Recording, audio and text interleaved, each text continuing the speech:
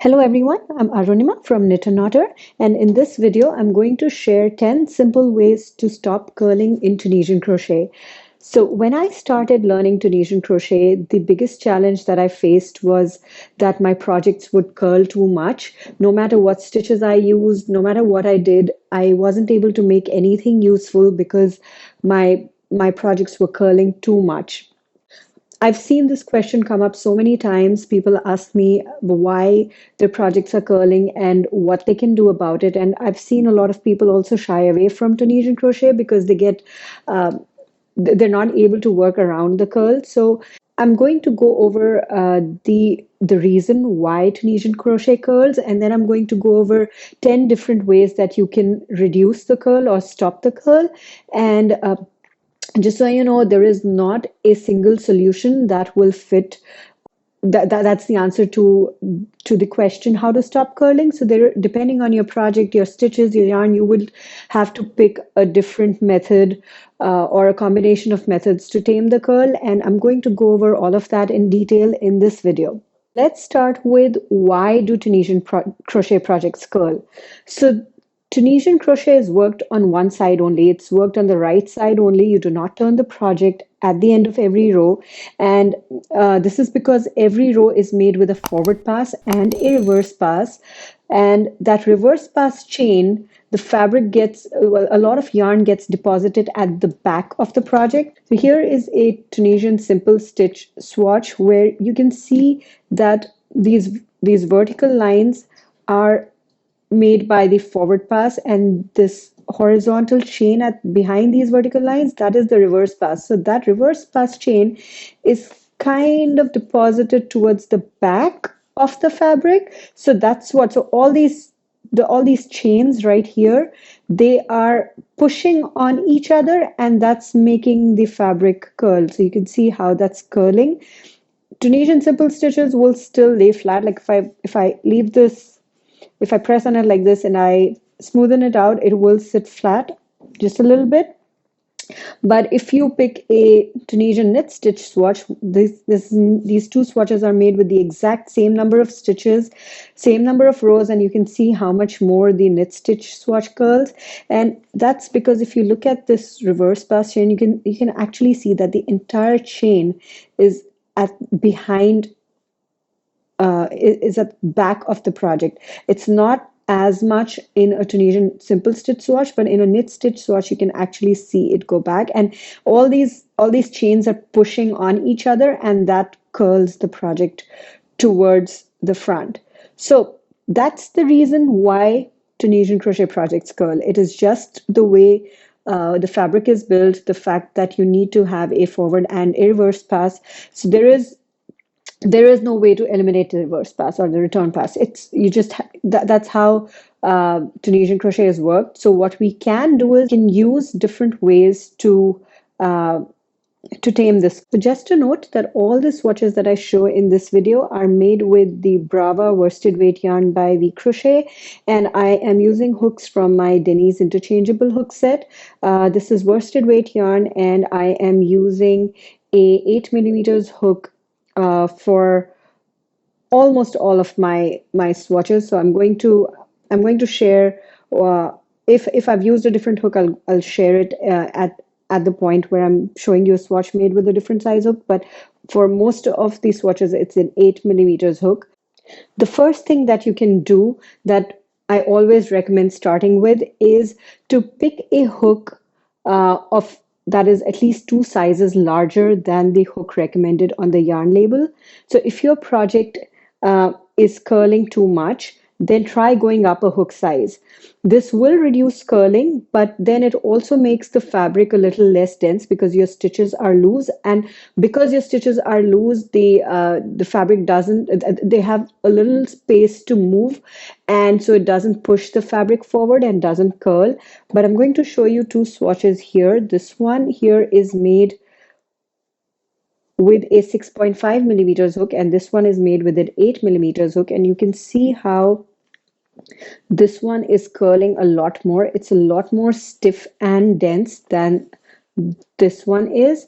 And I overall, I prefer this one, but I could have, even because this is curling, I could have gone up one more hook size and seen how the fabric is developing with a larger hook. You need to stop at a hook size that builds the fabric that you like. So I like this. Even with the curl, I like this fabric way better than this. And I don't want to go any larger than this because then you can see these holes. They will also increase in size, and that's not what I want. So I recommend that you make a swatch with at least two hook sizes. Start with a hook size that is at least two sizes larger than the hook mentioned on the yarn label, and then another one which is larger. If you like one better than the other, pick that hook size. And if your project is still curling, that's okay. There are more techniques that I'm going to discuss further, so you can pick one or more of those. But I just wanted to mention that there is a limit on how large a hook you can use. You can't just keep going up in hook sizes without changing the way the fabric is built. So stop at the hook size that builds the fabric that you like. The second thing that you can do to help with the curl is to loosen your tension. So when I started learning Tunisian crochet, my tension used to be very tight. I'm generally a tight crocheter, so my traditional crochet I make very tight stitches, and it's sort of carried over to Tunisian crochet. And I used to make very tight stitches, and my projects would end up curling too much, and it was very hard on my hands. So here, let me show you these two swatches I've made. They're again with the same yarn, but it's this one here is made with tight tension. Actually, it's like this. So it's made with tight tension, and this one is with loose tension. So you can see that there is a difference in size, and this one is curling a lot more. So what is essentially happening is that when I'm working tightly, it's almost like working with a smaller hook. So this swatch is very comparable to the one that I made with the 6.5 millimeters hook. So it's almost like I was working with a 6.5 millimeters hook and not an 8 millimeters hook, but I actually did make both of these with the same hook. So you can see how tension can affect how much your project is curling. It's all about how dense your stitches are and much how much yarn is being deposited at the back. Here, there's a lot, and this ends up curling the project. So Tunisian crochet should not be hard on your hands. I've done a lot of Tunisian crochet. It used to be when I started, it used to hurt. My hands would hurt a lot, but with time, I've learned to loosen my tension. And if your hands are hurting, then your tension might be the cause for it. So try to make your stitches a little loose. This will take practice. It doesn't happen overnight. You'd have to consciously tell yourself to make your stitches a little loose. That is if you're a tight crocheter. Some people naturally crochet loose stitches, and that's fine. So then you don't need to do anything. But if you are a tight crocheter, and the biggest thing that is the biggest giveaway is that if your hands are hurting, you are likely making your stitches too tight. So loosening your stitches are going to help with two things. One, with the curl, and second, that your hands will not hurt. So the third thing that helps with curling is making your foundation row in the back bumps of the foundation row chain. I'm going to quickly show you what I mean exactly here. So I'm going to start with a foundation chain. I'm going to make my foundation chain here. 1, 2, 3, 4, 5, 6, 7. So I'm going to make 7 stitches in this. So this is a foundation chain of 7 stitches. So there are different ways you can make your foundation row, and I have a separate video for that where I go over it in detail, but I'll just quickly tell you what it is here. So in this chain, if you look at one chain stitch, there is this top bar, there is this bottom bar, and if you turn it around, there is this back bump. So if you make your foundation row by picking loops in the back bump of every chain, that will help with the curl. So it's like this. So you have 7 chains. I start with the second chain from the hook. So this is the first chain and this is the second. So in this one, I'm going to turn it around. I'm going to find that back bump, which is right here, and I'm going to pick up a loop in that. And then I'm going to do that for every chain here. So this is the front of the chain. I turn it, find that back bump, and then pick up a loop. So I do that for every chain in the foundation chain, and it will give me 7 loops on the hook after the end of the forward pass here. So that's 2, 4, 6, 7. So this is how it's looking, and I'd make my reverse pass or return pass as I normally would. That's a chain 1, and then yarn over, pull through 2 all the way till I have like 1 loop on the hook. So since Tunisian crochet projects curl because there's a lot of fabric at the back, and this one deposits this foundation chain at the front, this does not aid in curling. So this method helps with curling a very tiny bit, but it does help. So if you make your foundation row stitches in the back bump, that's helpful. So my recommendation is that whenever you're creating your foundation row, try to make the foundation row stitches in the back bumps, but because it does not help a lot, it is okay to make your foundation row stitches whichever way you prefer. A lot of people don't enjoy making the foundation row this way because it could get too hard to find the back bump of all the chains. And if that's the case, if it's taking the joy out of crocheting for you, then it's completely fine to not do this. But if you can, and if you're okay with picking the back bumps, then I recommend doing this for your projects. If not, that's completely fine, and you can pick one or more of the other options I'm going to talk about in this video. So the next thing that you can do to help with the curl is to pick the right stitches for your project. So different Tunisian crochet stitches work up differently, and some stitches curl more than others. So knowing which stitches curl and which do not can help you in picking the right stitches for your projects. So first, let's talk about non-curling stitches. So here are 4 swatches that I've made. They are all made with the exact same number of rows and stitches with the same hook and yarn, but you can see how differently they are curling. So this is the Tunisian knit stitch. You can see that it curls a lot. This one is the Tunisian simple stitch that also curls quite a bit. This is the reverse stitch, which is curling just a tiny bit here. And this is the pearl stitch, which does not curl at all. So if you had a project and if you were to pick one of these non-curling stitches, that would help, because as you can see, they don't curl, so you would not have that problem. So there are a bunch of non-curling stitches that you could use. There is the pearl stitch, which is this one, which there's the reverse stitch, which is this one. There's a double crochet stitch, and there's a top stitch. So all of these stitches do not curl, and you can use them in your projects if you are experiencing curling. The next category of stitches that I really like, and they don't curl as much, are Tunisian lace stitches.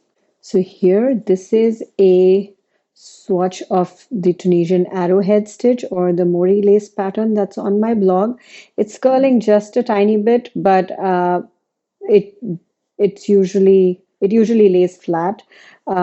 I'm going to talk about blocking in a little bit, but this will lay flat as soon as this is blocked. So all these swatches that I'm showing you are not blocked. I wanted to show you how they work up how they look before blocking. So this is a lace stitch, and you can see that there's a lot of holes, and that helps because all this reverse chain yarn that is there, it has some space to move, and so it doesn't push the fabric forward as much.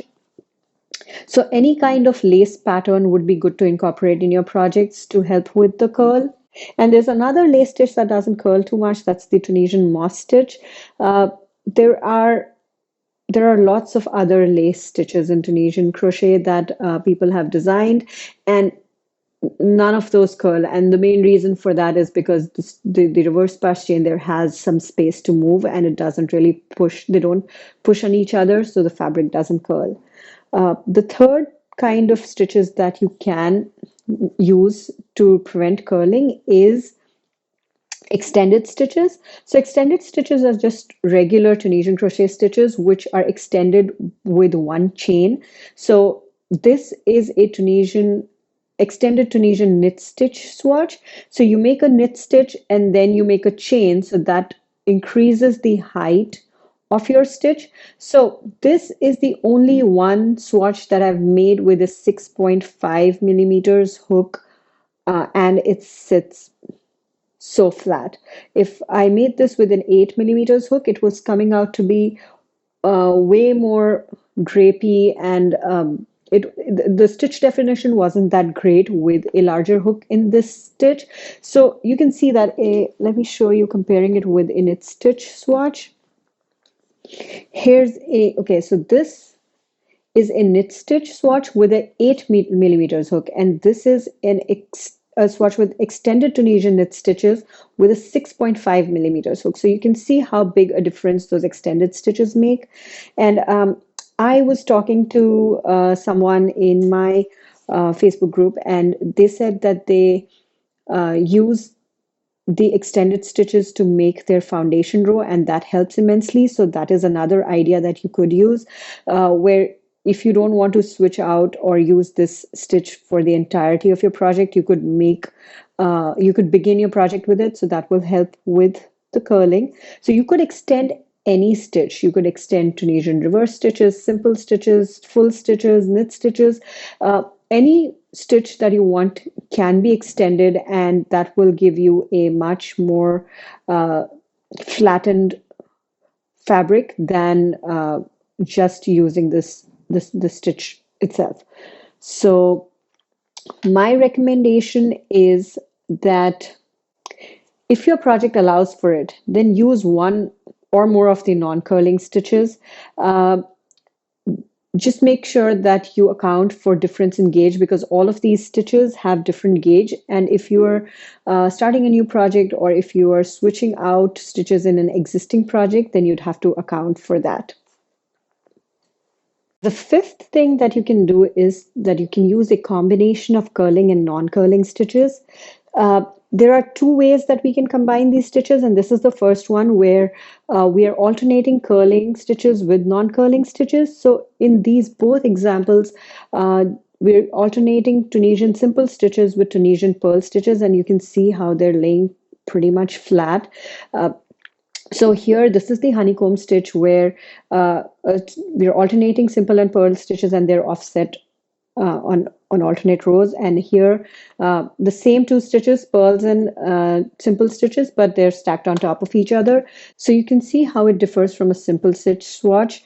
This is how it is, and these are laying a lot more flat than this one is. So combining your stitches such that you alternate them, or you can use all sorts of different combinations. You could use two pearl stitches and one knit stitch, or combine knit or simple stitches with knit stitches, with pearl stitches, with reverse stitches. So there's a bunch of stuff that you can do with this. It's just, I think it's good to know that you can do this, and you can find a combination that works for you, or a combination that you like, and that will help flatten out your projects. So another way to combine curling and non-curling stitches is that you could alternate rows. Instead of mixing them up in a single row, you could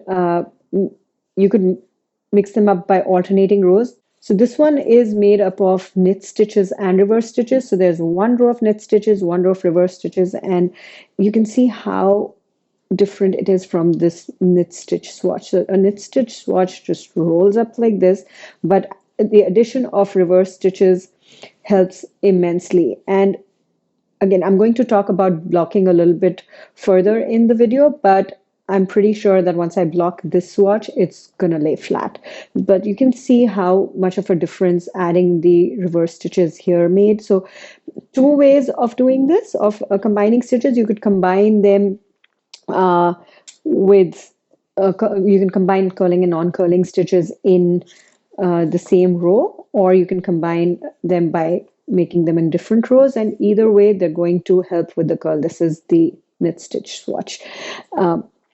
So my recommendation is that if it is at all possible, then combine your non-curling stitches with curling stitches. If you're modifying an existing pattern, then again, account for gauge, because all of these stitches have different gauge. So the sixth thing that you can do to flatten out the curl is to add a border.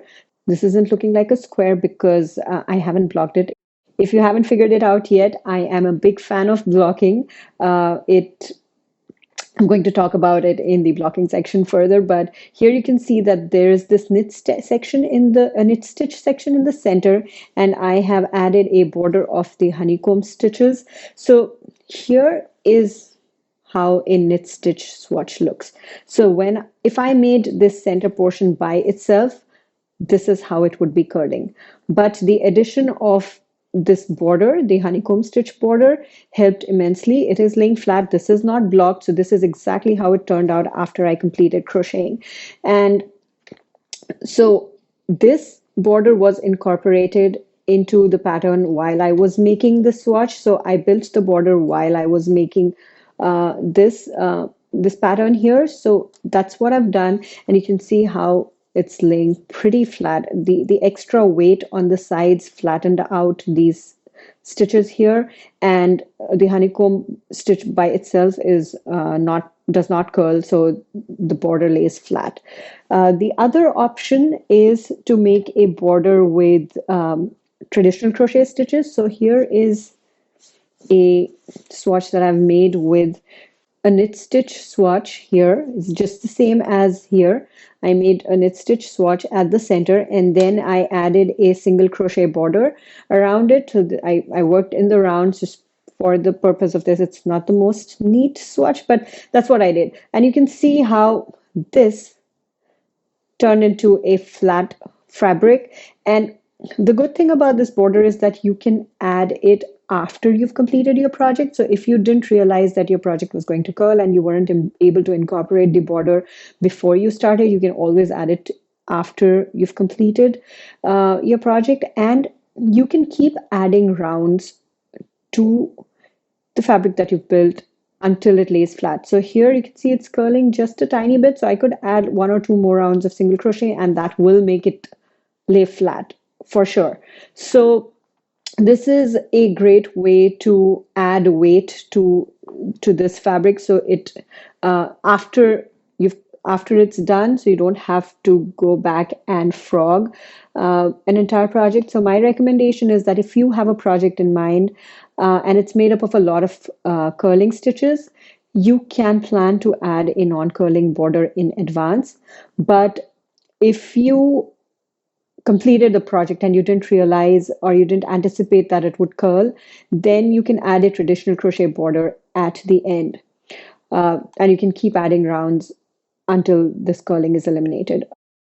Seventh thing that you can do is that you can block your project. So here is a knit stitch swatch, the exact same number of stitches and rows you made with the same hook and yarn, and you can see how this was curling and this one is not. So I blocked this yarn, and this is what happened to it.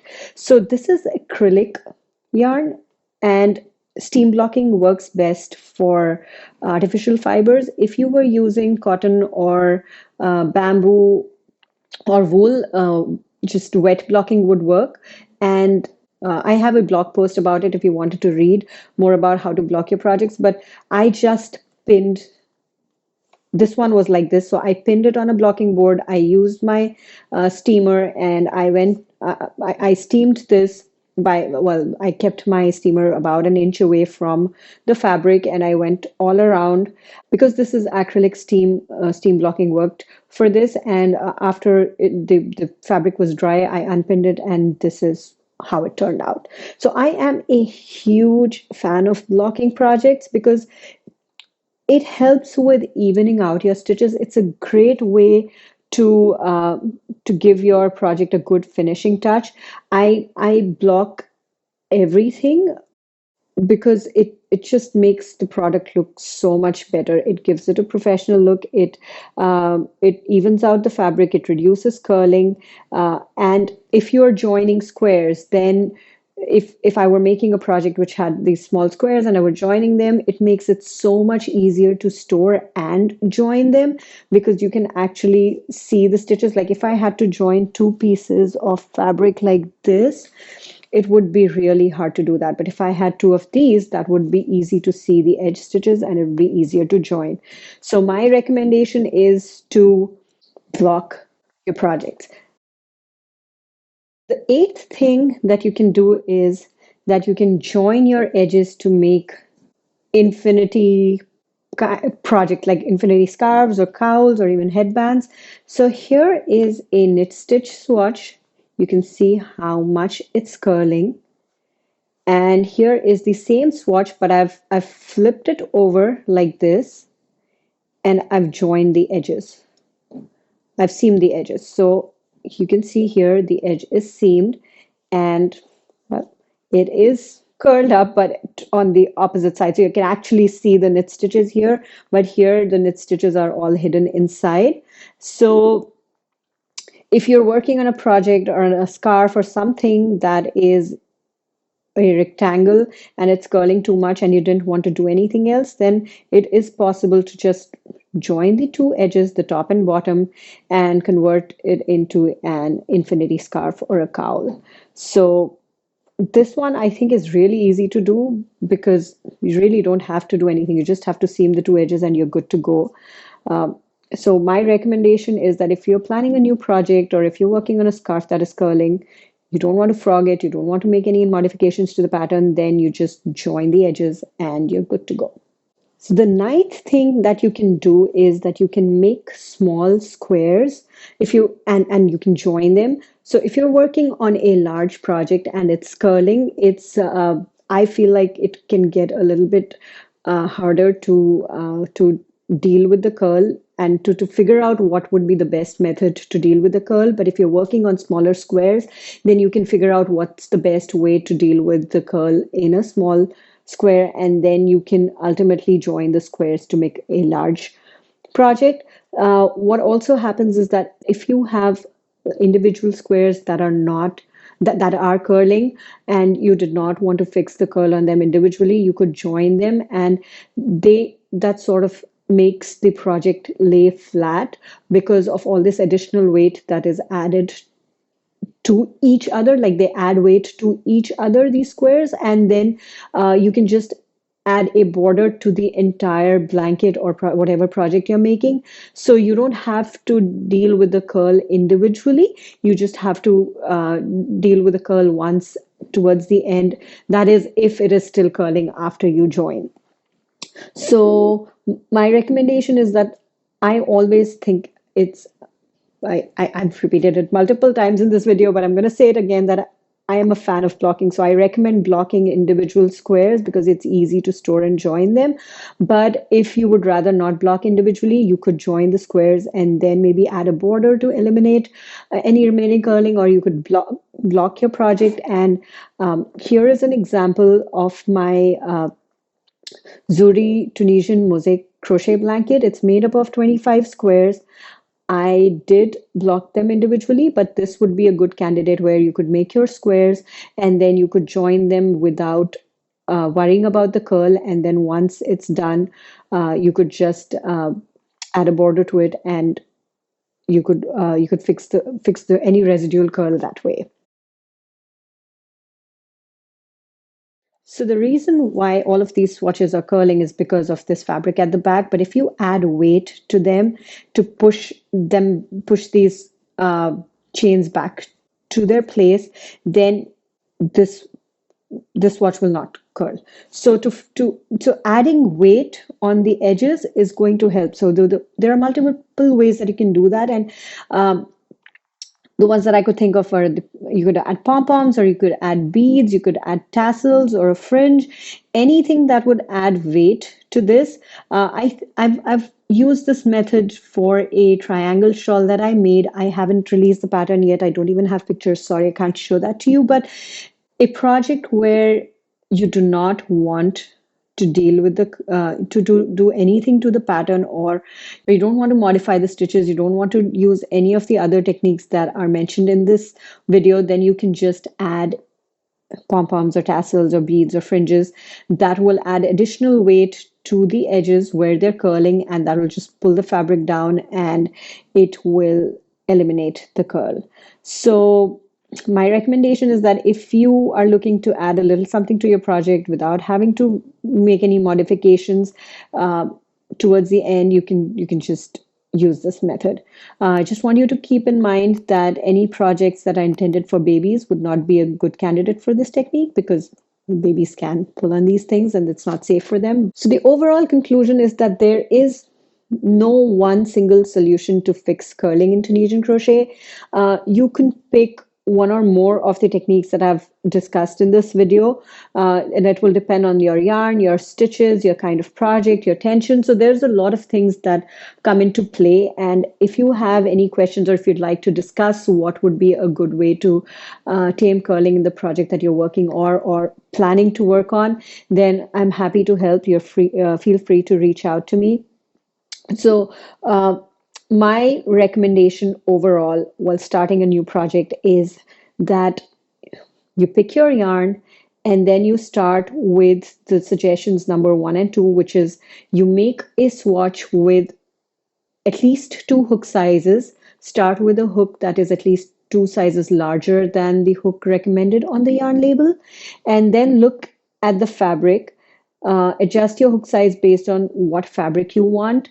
And then once you've picked the fabric, so this also includes getting your tension sorted. So use a hook with the tension that you're comfortable with and make a swatch. And once you have the swatch that you like and it is still curling, then you block it. Again, that depends on the fiber. If it is a natural fiber, then you wet block it. If it is a artificial fiber, then you steam block it.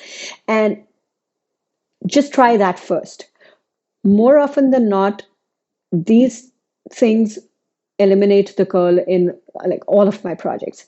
But if your project is still curling after that, then go back to this list, figure out what you'd like to do to eliminate the curl. Try that on a swatch. Do not try it directly on your project. That could get a little frustrating. I always recommend trying anything new on a small swatch. Once you've settled on what you want in your project, what method you'd like to use to tame the curl, then you go ahead and start your project and incorporate that in your final project. So those were 10 ways that you can stop curling with in Tunisian crochet. I hope this video was useful. If there is a method that you use that I have not discussed in this video, I'd love to know about it. So please leave me a comment or reach me by email on my email address. I'm going to mention it in the description below. So I would love to hear your stories about curling, and I really hope that this video would help you figure out how to deal with curling and that you would not shy away from Tunisian crochet. It's one of the I really love it. I love Tunisian crochet and I love what you can do with it. And if you can get past the curling issue, then it will be a very enjoyable experience. So reach out to me if you have any questions, and thank you for watching. Bye-bye.